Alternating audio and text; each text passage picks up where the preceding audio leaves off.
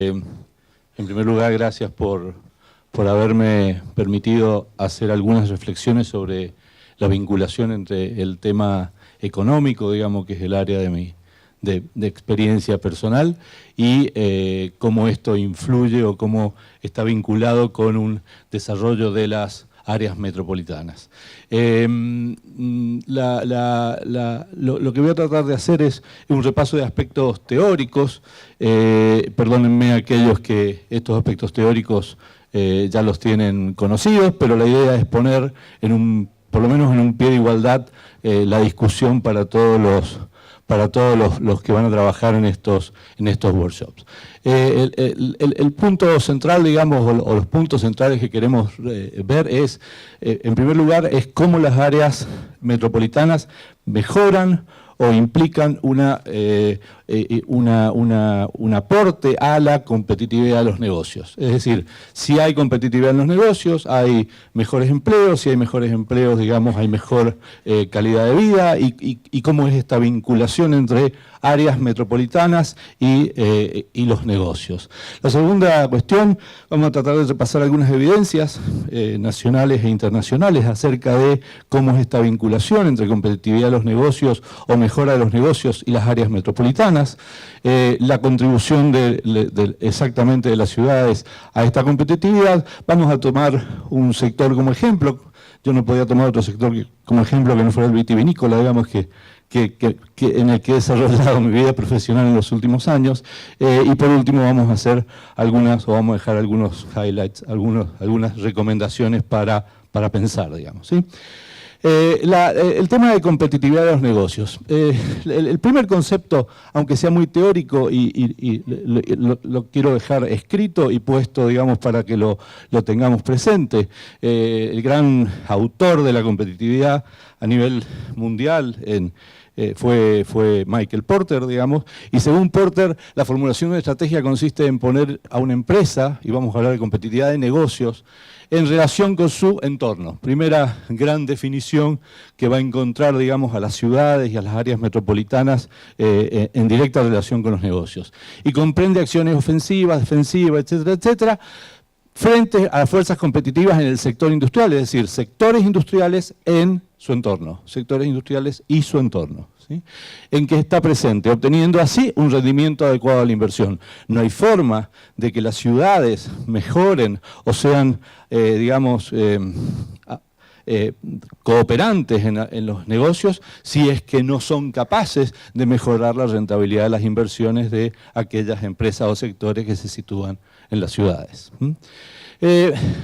Si nosotros miramos el modelo básico de Porter, Porter toma 5 actores principales, los competidores que hay en un sector, toma a los clientes de ese sector, toma a los proveedores, toma a los competidores potenciales y toma obviamente a los que pueden sustituir productos o servicios de esos competidores, y arma un modelo que es el famoso modelo de fuerzas competitivas de Porter, y en ese modelo de fuerzas competitivas no deja de estar presente, digamos, en estos actores que están en este modelo. No me voy a referir ahora a estrategia competitiva, pero hay 4 contextos que influyen decididamente sobre la evolución de cualquier sector de la economía, ¿sí? El contexto económico, en el que está obviamente mejor tipo de cambio, más alta tasa de interés, más baja tasa de inflación, etcétera, etcétera, etcétera. El otro es el contexto tecnológico, es decir, ahí es donde existen aportes tanto del sector como de los entornos donde se manejan los sectores. Es decir, no es lo mismo establecerse en la ciudad de Mendoza con una buena dotación o en el área de Gran Mendoza con una muy buena dotación tecnológica que situarse en un lugar donde no hay buenas dotaciones tecnológicas. Aquí la contribución es enorme, digamos, en términos de mejora competitiva. El contexto institucional, no es lo mismo situarse en lugares donde las instituciones son desprolijas, donde las instituciones son, de alguna manera, agreden, llenan de regulaciones, de imperfecciones, de corrupción, etcétera, etcétera, que lugares donde los ambientes institucionales son adecuados, digamos. La diferencia de competitividad sectorial es enorme. Y por último, el contexto ambiental, que no es solamente medio ambiente, sino un poquito más allá, y es el contexto de ambiente de negocios, es decir, ambientes donde se pueden generar mejores negocios. Hay hay lugares donde se realizan este tipo de workshops, hay universidades, hay, ambientes que permiten el diálogo entre empresas y sector público, entre sector académico y sectores empresariales, etcétera, etcétera, etcétera. Esto es, digamos, contexto ambiental. O sea, tomemos nota de la importancia que significa, digamos, toda esta formulación de contextos, entonces, en un sector cualquiera de la economía, que es en definitiva el destinatario final de estos esfuerzos, que al final es el que crea empleos, es el que genera riqueza y es el que permite, digamos, un mejor estándar y hábitat de vida. Todo esto genera dos palabritas claves que tienen que ser siempre quizás el motor de cualquiera de las políticas públicas, a mi gusto, que son la atractividad y la innovación. Es decir, estos ambientes, estos modelos, crean atracción de inversiones, crean atracción de emprendedores, crean atracción para que se sitúen universidades, crean atracciones para que haya esfuerzos individuales y colectivos en pos de obtener, obviamente, renta, pero también de generar riqueza, digamos. Y el tema de la innovación, que es inherente a todo este fenómeno, es decir, no existe posibilidades de crecimiento económico y competitivo si no hay, obviamente, modelos o funcionamiento de la innovación, ¿sí? Los negocios funcionan con actividades, digamos. Esta es una forma de ver actividades de los negocios y nuevamente no vamos a hablar acá de teoría de cadena de valor. La cadena de valor en esencia es una formulación teórica que permite entender por qué las empresas, por qué los ejecutivos de empresas, pequeñas empresas, grandes empresas, tienen, digamos, una guía de mejora en la sociedad o mejora en su empresa. O sea, todas las actividades que acá ven, que son 9 y es un modelo teórico que no voy a repasar, tienen como objetivo final, digamos, crear esta cuestión que se llama margen. Y cuando uno habla de margen, uno siempre piensa el margen de ganancia que aparece en el balance, digamos. Pero en realidad, cuando se habla de margen en estos modelos, es margen de valor. Es decir, agregan valor a los clientes. Entonces, y si ustedes se fijan, estas cuestiones que hacen las empresas tiene elementos centrales, digamos, que son las actividades de apoyo. Y dentro de la actividad de apoyo existen 4 actividades de apoyo en la generación de valor que hacen las empresas. La infraestructura, los recursos humanos, la tecnología y el abastecimiento. Y ahora por un momento pensemos si esas 4 actividades no están en el centro de atención de los problemas de una metrópolis, digamos, o de un área metropolitana. Justamente, mejorar la infraestructura le permite a los negocios ser mucho más generadores de valor, mejorar, digamos, la capacitación de los recursos humanos. Obviamente, estamos en un ambiente justamente de universidad y de sector público. El tema tecnológico y obviamente el tema abastecimiento, y en el tema abastecimiento aparecen temas como la infraestructura de abastecimiento de todo tipo de insumos. Entonces, esto que están mirando las empresas, en realidad, en gran parte, tiene que ver con aquello que pueden proveer las comunidades, digamos, ¿sí? Y la última cuestión, y no es menor, para terminar con estos aspectos teóricos de la competitividad, es que los negocios en la economía tienen un ciclo de vida, tienen como las plantas, como los animales, como los humanos, tienen un ciclo de vida. Y ese ciclo de vida tiene una primera etapa donde aparece la innovación, aparecen nuevos negocios, aparecen nuevas ideas que se concretan en productos y servicios concretos, y entonces empiezan a desarrollar. Esto pueden ser las curvas de ventas, por ejemplo, de un determinado producto, y si ustedes ven, evoluciona hasta madurar normalmente, y luego de esa madurez viene una declinación o por lo menos un mantenimiento en el tiempo. Bueno, en este dibujo, que nosotros hoy día vemos que nos impacta en cualquier producto y servicio de la economía, es cada vez más acelerado. Es decir, los productos nacen y mueren más rápidamente como concepto. Es decir, estamos en una economía altamente agitada. Es decir, si nosotros nos vamos a la época de la Revolución Industrial, esta curva era bastante larga, digamos, ¿sí? Hoy día esta curva es muy corta. Y esta curva está vinculada, obviamente, con la innovación de las infraestructuras donde se desarrollan. Es decir, las áreas metropolitanas, las ciudades, los municipios, tienen que actuar con estas velocidades. Sí, tienen que actuar en función de esto. Es decir, de nada sirve que pongamos hoy día tecnología para que todas las empresas puedan tener máquinas de Telex. Las máquinas de Telex pasaron, digamos. Y tenemos que estar adelante de los desafíos tecnológicos que son aquellos que permiten hacer más competitivas nuestras empresas, nuestros negocios y nuestro valor agregado y nuestros empleos, ¿sí? Por lo tanto, la pregunta es, bueno, ¿y qué tiene que ver todo esto que estoy diciendo con las áreas metropolitanas, digamos? Está bueno, es una clase de estrategia de negocio. Está muy lindo, pero ¿qué tiene que ver esto? Bueno, algunas cosas tiene que ver, ¿sí? En los últimos, esto no se alcanza a ver bien, esto es una mirada de cómo han crecido las áreas urbanas a nivel mundial y cómo han crecido más que la población mundial, digamos, una tasa de crecimiento superior a la población mundial, y ahí, bueno, no se alcanza a ver con detalle, pero las áreas que más han crecido son áreas digamos, de ingresos medios en general en el mundo, mientras que las áreas más desarrolladas, es decir, las que pertenecen a regiones más desarrolladas, han tenido un crecimiento menor las áreas urbanas porque ya estaban bastante desarrolladas. Entre las áreas de mayor crecimiento, obviamente, está Asia y África más recientemente y obviamente Latinoamérica, es decir, nos incluye, digamos, este crecimiento de lo urbano. Los datos más relevantes, ¿cuáles son? El 54% de la población mundial hoy es población urbana, ¿sí? El 54% aproximadamente, más del 50%, pongámoslo, ya, esto es dinámico, ¿sí? Ahora, el tema es que más del 80% de la producción mundial, medida a través de Producto Bruto, se hace en áreas urbanas.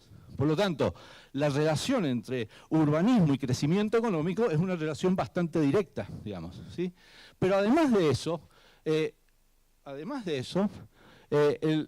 cuando miramos los países de bajos ingresos o los países de altos ingresos, ese 80% de la producción o del Producto Bruto Mundial es más importante en las regiones urbanas de países de altos ingresos. Con lo cual, hay como tres variables que estamos viendo: población urbana, generación de riqueza y generación de riqueza en países más ricos. Digamos, es decir, con lo cual estamos viendo una trayectoria en la cual tenemos que reflexionar fuertemente, ¿sí? Miren, de las 600 ciudades que más contribuyen al Producto Bruto Mundial, según McKinsey, en el año 2007, las 100 más grandes contribuían con el 38%. O sea, 600 urbes mundiales, de esas 600, las 100 primeras tenían el 38% de la generación de Producto Bruto. Por lo tanto, aquello que hablamos de competitividad y esto que estamos hablando de urbanismo, hay como una línea directa. Es decir, ¿cómo son cuáles son las condiciones que tienen esas áreas urbanas para generar mejores posibilidades de negocio? Esta es la pregunta central, ¿sí? En los últimos años el mayor crecimiento económico se observa en ciudades de 2 a 5 millones de habitantes. Digamos, ahí es donde estamos viendo, estamos por llegar, digamos, estamos un poquito arriba de 1 millón.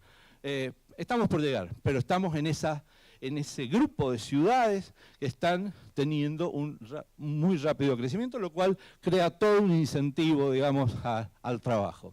Pero 75% de las ciudades tienen mayores inequidades sociales que 2 décadas atrás. ¿Mm?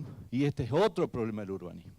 Es decir, esto de la metrópoli es muy lindo por el lado del crecimiento económico y es muy malo por el lado de las inequidades sociales o de los problemas que justamente relacionados al desarrollo. En varias ciudades de países en desarrollo, la economía informal es la principal área de producción, de empleo. Es decir, también el crecimiento de las ciudades genera informalidad, ¿sí?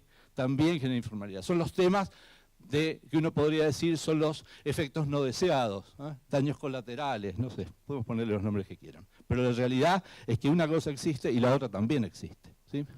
Justamente es el ámbito de las políticas públicas. Por lo tanto, son necesarias nuevas formas de asociación para vincular los sistemas económicos de las ciudades, para alentar relaciones comerciales, cooperación industrial, cooperación entre los clústeres, la innovación, etcétera, etcétera, etcétera, y la generación de conocimiento. Digamos, parece que hay una línea directa entre una cuestión y la otra, ¿sí? Parece que hay una línea directa entre una cuestión y la otra. Bueno, el fundamento de estas evidencias. Los beneficios y costos de la aglomeración. En realidad, cuando uno mira, bueno, ¿por qué se genera atractividad de las metrópolis o de las ciudades para atraer negocios que generen mayor crecimiento económico? La pregunta es ¿dónde está el fundamento económico de esta cuestión? ¿Por qué esto sucede? En realidad hay un elemento central muy estudiado, muy observado, que es lo que se llama economía de la aglomeración. Es decir, es más rentable o más económico o más eficiente estar aglomerados que dispersos, digamos, es decir, como parámetro central. Esas economías de aglomeración tienen dos elementos, lo que se llaman economías de escala y lo que se llaman economías de red, efectos de red. Muchas de estas cuestiones las vamos a estar viendo seguramente a lo largo de los workshops, pero son los elementos que las hacen, digamos, que le dan vitalidad. ¿Por qué? Porque la economía, por ejemplo, de escala, ¿sí?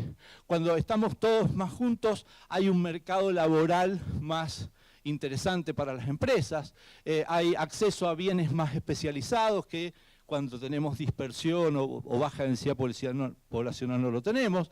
Tenemos derrames tecnológicos, es decir, lo que aprenden unos, desarrollan unos, lo terminan absorbiendo otros, digamos, ¿sí? Tenemos economías por la urbanización, carreteras, medios de comunicación, energía, servicios financieros, seguridad, etcétera. Digamos. Una gran cantidad de elementos que la aglomeración permite y que la no aglomeración no tiene masa crítica como para lograrse. Por lo tanto, esta es quizás la esencia del fenómeno de por qué nos tendemos a juntar, digamos. Es como que tenemos más calorcito adentro de la carpa, digamos, porque ahí tenemos un montón de elementos que no tenemos todos aislados, ¿sí?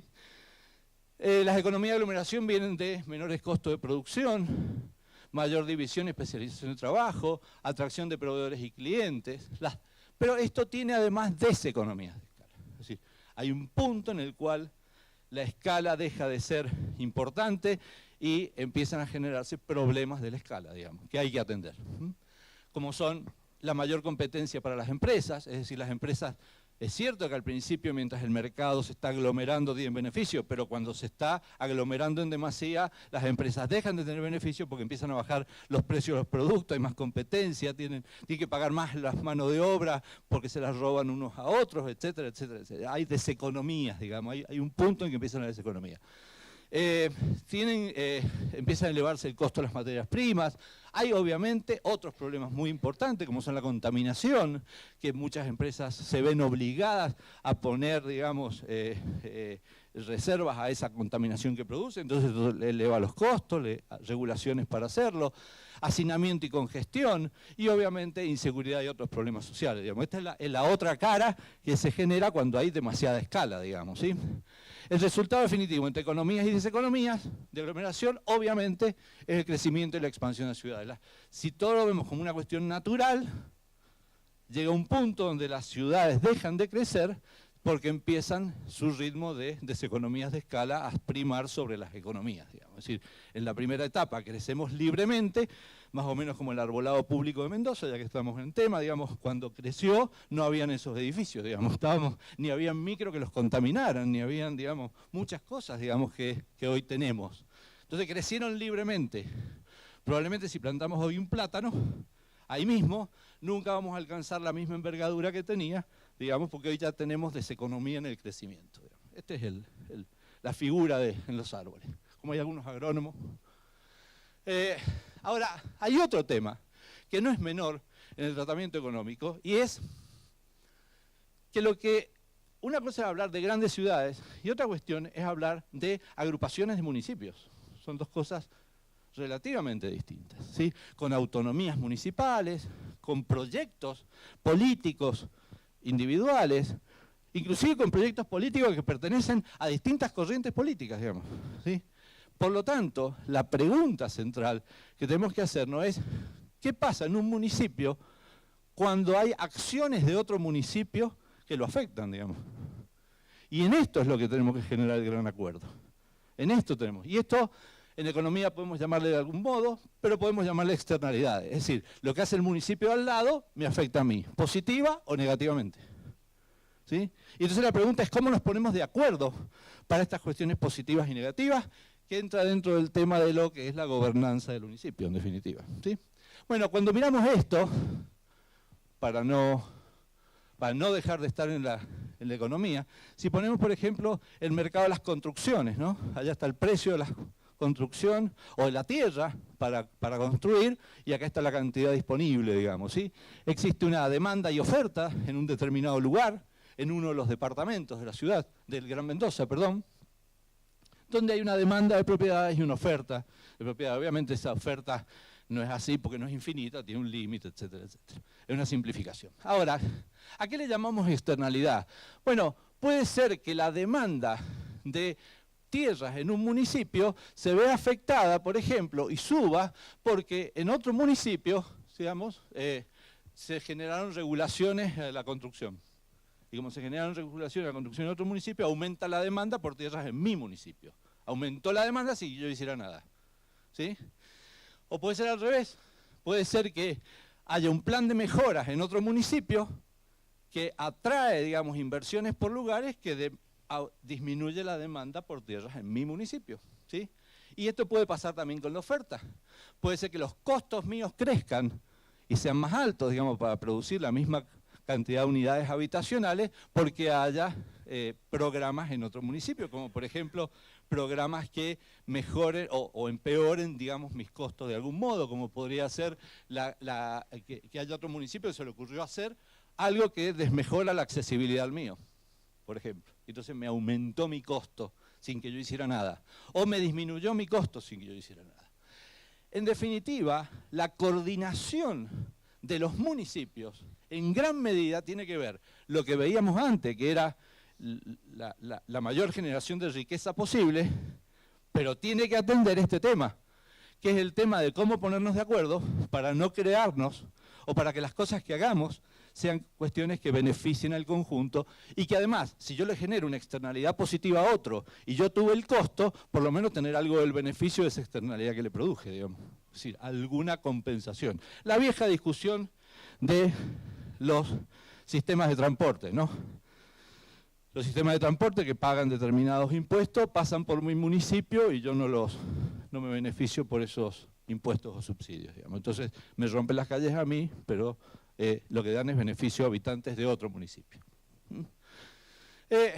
Bueno, dicho esto, esto es lo que el tema central de discusión, que seguramente los especialistas que vamos a escuchar nos van a decir mucho mejor, y hay un tema que es básicamente la interconexión de lo que estamos hablando.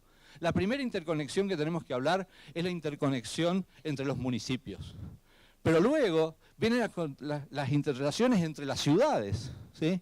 Que mejoran las condiciones de las ciudades.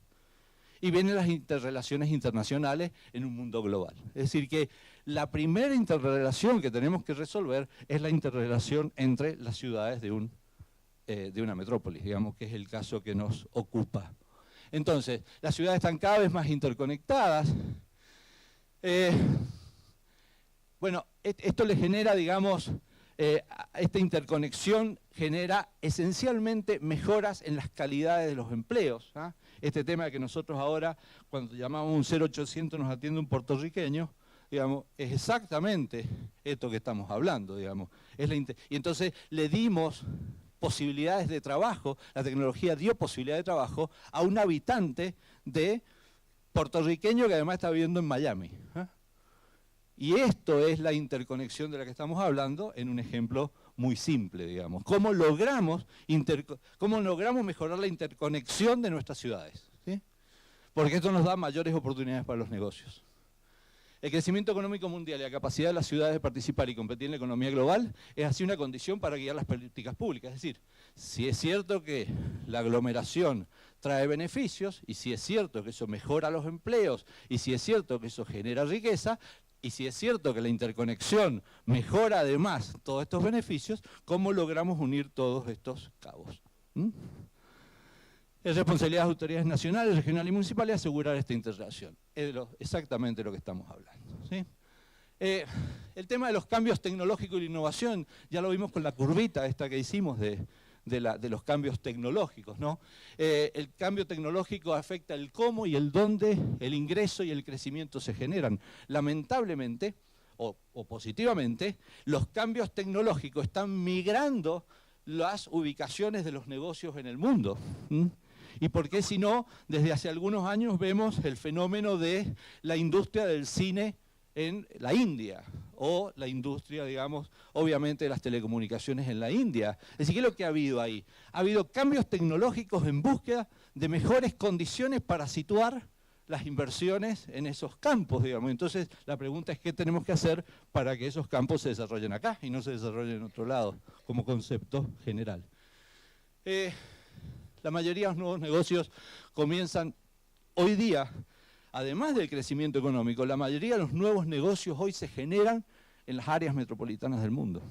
¿Por qué? Porque hay una combinación de todos estos elementos que estábamos viendo y de alguna manera es la representación de esta sala, digamos. Es decir, es donde se difunde el conocimiento más aceleradamente. Durante las últimas décadas, además, apareció en escena este tema de las TIC, las tecnologías de información y comunicaciones, que no solamente están mejorando la calidad de vida de las ciudades, sino que se hacen esenciales para trabajar en red y para que los negocios funcionen. Y por lo tanto, no podemos estar todavía discutiendo el ancho de banda, digamos, porque esto nos aleja sistemáticamente, ni hablar de los desarrollos tecnológicos derivados de tener un buen ancho de banda. Es decir, el ancho de banda es como lo primero, ¿no? Es como la primera, es como la sangre del sistema, digamos, de vida de las personas. Pero ese es el principio. La pregunta es ¿cuánto podemos avanzar haciendo uso o proveyendo de estos usos a las comunidades donde vivimos, ¿sí? En la actualidad el éxito de la ciudad depende crucialmente de la eficiencia del transporte. Obviamente que tenemos que hacer movimientos físicos de personas, mercaderías, etcétera, etcétera, etcétera.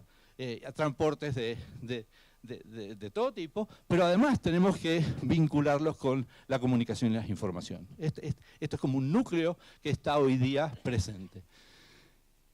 Por último, una breve mención al tema de los clústeres. O sea, ¿por qué los clústeres? La palabra clúster tiene pocas aglomeraciones, tiene pocas formas de ser representado. Clúster en realidad es un racimo. ¿Por qué las industrias tienden a estar o tienen más potencia, digamos, cuando están más juntas que cuando están más dispersas, digamos? Esta fue y ahí nace la teoría del clúster, ¿no? Bueno, lo que sabemos es que este es el primer fenómeno de estudio de aglomeración, es decir, aglomeración industrial, ya no aglomeración de personas o de actividades, aglomeración industrial. ¿Por qué estuvieron los primeros fabricantes de relojes en Suiza, digamos? ¿Por qué el Silicon Valley? ¿O por qué, digamos, los fabricantes de autos se establecieron en Detroit, digamos? ¿Qué hace, digamos, que esto ocurra? Es muy interesante porque cuando uno analiza esto, el derivado básico de esto es entender por qué en las ciudades tendemos a vivir todos juntos, digamos, es decir, es casi lo mismo. Bueno, no voy a decir, no vamos a hablar, pero básicamente el beneficio de un clúster es generar mejoras para todos los integrantes del clúster y además es un proceso que deriva en la innovación continua, naturalmente, los clústeres industriales. Pero además de esto, los clústeres industriales hoy día se radican en núcleos urbanos con altas posibilidades de atraer clústeres industriales, como ya no son empresas que se sitúan en ciudades, son clústeres que se sitúan en ciudades. El Silicon Valley, digamos, probablemente es el mejor ejemplo. O al revés, o no se sabe si el Silicon Valley es el Silicon Valley por el clúster industrial o porque que estuvo primero, ¿no? En esa región de Estados Unidos. Bueno, en Estados Unidos, fíjense, 18 sectores industriales agrupados generan el 50% del empleo en los Estados Unidos. O sea, fíjense la importancia de la atracción de un clúster industrial, ¿sí? En la India, 49 agrupaciones metropolitanas representarán el 77% del crecimiento del Producto Bruto. ¿Ah? Es decir, las dos agrupaciones, los clústeres y las aglomeraciones en torno a ciudades. Muchos gobiernos de ciudades reconocen el apoyo del clúster, a los clústeres como una forma importante de estimular. O sea, hay que ayudar al clúster a que se sitúe porque el clúster me va a traer beneficios derivados del clúster, digamos, como concepto, ¿sí? Lo nombraron en la presentación, ya nos estamos hablando, y esto obviamente que hay especialistas más formados que yo para hablar de esto, pero ya no estamos hablando de ciudades, sino de sistemas de ciudades, ya estamos hablando de áreas donde se van, digamos, repartiendo como las ubicaciones para que el conjunto de externalidades, en definitiva, termine beneficiando al conjunto, ¿sí? Los nuevos desafíos, entonces. La economía global parece estar entrando en un periodo relativamente de menor crecimiento que el que tuvimos en los últimos años, y también el comercio mundial, que es un derivado natural del crecimiento económico, va también a tener en los próximos años, según cualquiera de las predicciones que se consulten, digamos, un aletargamiento. Pero lo que no parece tener aletargamiento es el desarrollo tecnológico y básicamente la innovación tecnológica en muchos áreas, básicamente áreas vinculadas a las tecnologías de información y comunicaciones. Estos cambios van a afectar muchas cosas. Van a afectar productos, servicios, los insumos para esos productos y servicios, la mano de obra, etcétera, etcétera, etcétera, ¿sí? Y esto va además a influir en el tema de las ciudades, ¿sí? Va a terminar influyendo en el tema de las ciudades. Aunque las zonas urbanas de todo el mundo están cada vez más interrelacionadas, cada una tiene, y esto es muy importante a los fines de esta discusión del municipio, tiene su propia estructura social, sus formas de vida, la producción que puede hacer, el medio ambiente y su infraestructura. Estos son elementos que diferencian, esto es como el ADN, esto es como que unas tienen sus particularidades y otras. O sea, por lo tanto, no hay recetas únicas, no podemos copiar lo que se hizo en Medellín o en Barcelona. O sea, la verdad es que podemos sacar elementos importantes para la discusión, pero sobre la base de nuestra propia realidad, digamos, ¿sí? El mundo se está convirtiendo en un sistema cada vez más interdependiente, digamos, ciudades que deben aprender a colaborar, cooperar, asociarse, ser más competitivas y eficientes, mejorar los sistemas de logística y los vínculos entre ellas, digamos, así como un desafío que tenemos por delante. Gestionar este cambio por parte de las ciudades exige nuevas ideas, nuevas formas de administrar el desarrollo urbano y obviamente las economías que se generen. Entonces, lo que se pretende en estos workshops es exactamente esto, nuevas ideas para poder gestionar esta particular metrópolis. Bueno, no podía dejar de poner un viñedo, para los que me conocen, no podía dejar de ponerlo. Y entonces, bueno, si uno dice, bueno, y a ver la competitividad vitivinícola, ¿qué tuvo que ver con Mendoza? Con el urbanismo, digamos, del Gran Mendoza.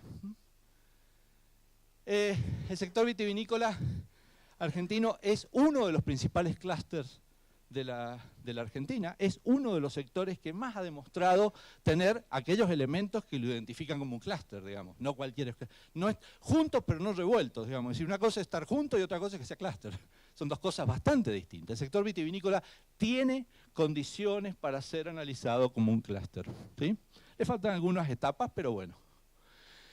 Y ha basado su reconversión en la internacionalización en los últimos 15 o 20 años. Estos son elementos centrales de lo que hemos visto en la vitivinicultura argentina. Ahora, ¿por qué se ha desarrollado en Mendoza? La pregunta es ¿por qué Mendoza? ¿Por qué no en Salta? ¿Por qué no en San Juan al mismo nivel que se desarrolló en Mendoza? ¿Es solamente por una cuestión agroecológica? No. La realidad es que en su primera explosión a mediados del siglo pasado, digamos, básicamente fue el ferrocarril. Llegó el ferrocarril a Mendoza y no llegó a San Juan. Fueron unos mendocinos los que minaron ese proyecto. Pero llegó acá y esto hizo que se abasteciera fácilmente desde aquí al consumo de Buenos Aires. De hecho, muchísimas bodegas importantes tenían sus ramales ferroviarios, y los tienen todavía, que son históricos, están ahí adentro de las bodegas, ¿sí? Esto fue un elemento. Estamos frente a un elemento central, que es el elemento transporte, digamos, ¿sí? Ahora, más recientemente, en los años recientes, ¿por qué? Más allá del desarrollo que ya tenía Mendoza en vitivinicultura, tiene facilidad de conexión con puertos, una mejor dotación de recursos humanos calificados, centros de investigación más cercanos, conectividad entre las áreas, posibilidad de instalación de plantas de proveedores, una ciudad moderna con hotelería internacional, servicios profesionales desarrollados, etc. Todo fue provisto por un área metropolitana. O sea, fue el área metropolitana la que proveyó estos beneficios al sector vitivinícola.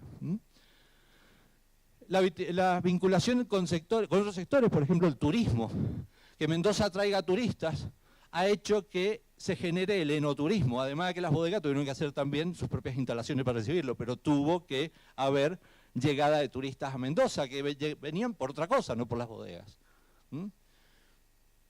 ¿Cuánto favorece entonces el sector vitivinícola en un área metropolitana con más servicios, infraestructura, políticas de seguridad, manejo de efluentes, etcétera? ¿Cuánto más le damos a la vitivinicultura, el fenómeno entre las áreas metropolitanas y los clústeres? ¿Sí? No alcanza con producir buenos vinos para ser competitivo internacionalmente. O sea, el aporte de las ciudades también está presente. Por lo tanto, para pensar, queda muy claro por lo expuesto que el crecimiento económico del sector privado está directamente vinculado con las áreas metropolitanas, ¿sí? Que la cooperación en distintos niveles, nacional, regional, municipal y entre municipios, es fundamental, digamos, ¿sí? Que el desarrollo de los sectores va más allá de oficinas de desarrollo productivo que pueden hacer los municipios. Que hay que trabajar más en esto, porque esto da más posibilidades competitivas, ¿sí? Que poner cada municipio un área de desarrollo productivo. Que deben instrumentarse planes conjuntos y metodologías que prioricen proyectos interrelacionados. ¿Ya? Y para dejar un chivo, y para ello claramente la evaluación social de proyectos de inversión sería una buena metodología para priorizar y asignar recursos, y el apoyo de varias disciplinas de la universidad obviamente sería de una gran contribución. Y muchas gracias.